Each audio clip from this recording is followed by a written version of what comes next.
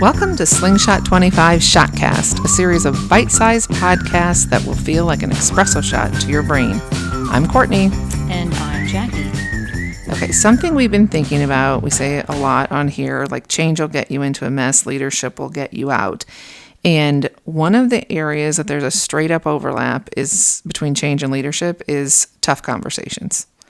Because when things change and we've made decisions that are going to impact people and we know they're going to lose things, all of a sudden it becomes whack-a-mole for tough conversations, right? They're popping up and we don't want to talk about them and we don't know the answer and we're scared of what people are going to think. And oh, by the way, we're insanely vulnerable because I don't know the answer to the question, so let's just avoid it. Well, that's news to me, Courtney. I thought people love tough conversations. They love whack-a-mole. Oh, maybe that's how I confuse them. One likes a good whack-a-mole game.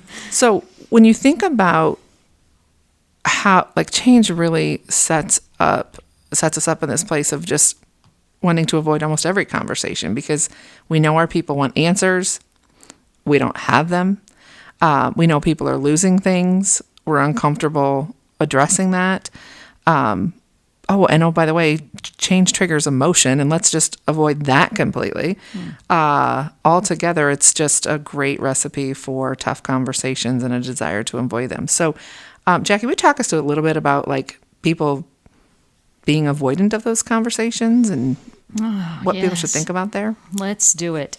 So you've already mentioned a really important word there, Courtney, and that is the word emotion. There's really, if you really think about it, the only difference between a tough conversation and any other kind of conversation is emotion, either yours or the emotion that you fear in the other person.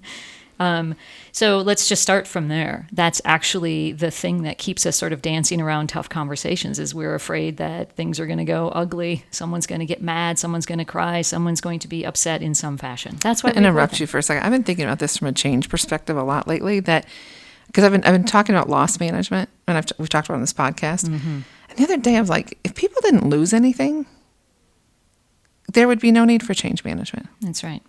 Same thing, right? Yeah, it comes down to what we like to say, sometimes there's truth at the bottom of everything. And it's not that just understanding that truth at the bottom of everything answers everything, but it gives you like a compass, if you will, like a heading in some sense of why you need to sort of show up in certain ways because you are really speaking to that truth at the bottom of everything. Yep. So let's talk a little bit about some of that truth when it comes to tough conversations.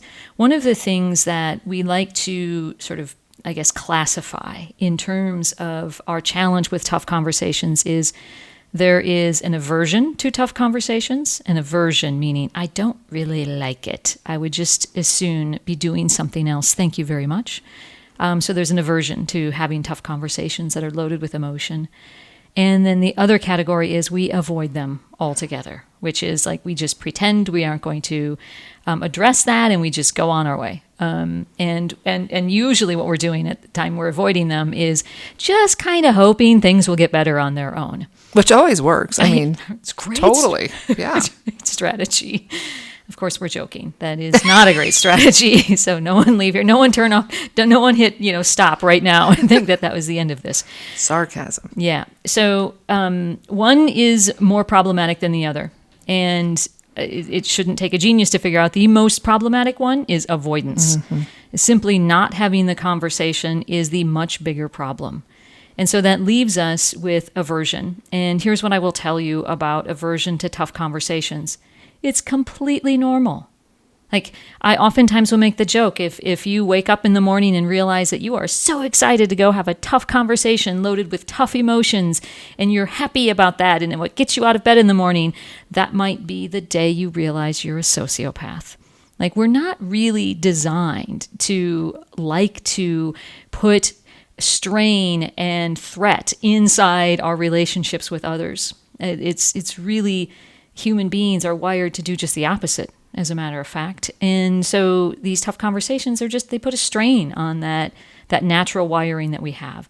So that's, I think, the first thing that we all just need to realize, it's okay that I don't really enjoy doing these things. And they make me nervous. They make me sweat a little bit and they make me, get a little bit tongue-tied. All of that is normal reaction to having a tough conversation with another human being. Yeah, I think the other one that comes up is when things are changing, we don't have the answers. We tend to jump to a conclusion out of fear, maybe, or our histories, that whatever's happening is going to be bad. And it's very difficult to engage in a conversation with people because we don't want to ask them questions and have them, show us their emotions, or we don't want to ask them questions. And what if I ask them if they're doing okay? Or if I ask them, what do they need? What if they ask me for something I can't give them? What if there's just like a million scenarios where every time I try to be empathetic or I'm supposed to check in with my people, it gets triggered by some sort of fear, either not knowing the answer, not being able to serve everyone's whim, not knowing. Yeah, absolutely. And so our advice, kind of in a nutshell, there's a lot to unpack here around tough conversations, but our advice in a nutshell is just to kind of stay in or lean into, as Sheryl Sandberg would say, lean into that headspace of curiosity and empathy. And I'll add one more. I'll add humility into the mix. Because if you all remember, the definition of humility is not thinking less of yourself. It's thinking of yourself less. So the approach that we teach to tough conversations is just to get out of your head. Just get out of your own head and lean into that curiosity and that empathy. Keep yourself focused on the other person. You are in service of that other person in this moment. And to keep wondering, what might they be thinking and feeling? How can I better understand that? I don't have to own it. I don't have to necessarily solve for all of that, because frankly, this isn't about me. And if you can stay in that moment of sort of a deep sense of curiosity and empathy and humility, and then believing in the resilience of another human being, that's the best sort of mental approach that you can take to a tough conversation. Absolutely. So I'm going to talk a second about the tough conversation class that you've mentioned a few times. And as part of the learning experience, people do experiments. Mm-hmm. They go try practicing empathy. And time and again, as we look at the feedback, the leaders who were brave enough to practice and got the lesson say they didn't need me to solve their problem. Mm-hmm. What I think people really just wanted was to be heard. Yeah. And that full circle moment of, you don't have to be afraid of being able to answer the question. Just be there for people and then surprise yourself about that's enough.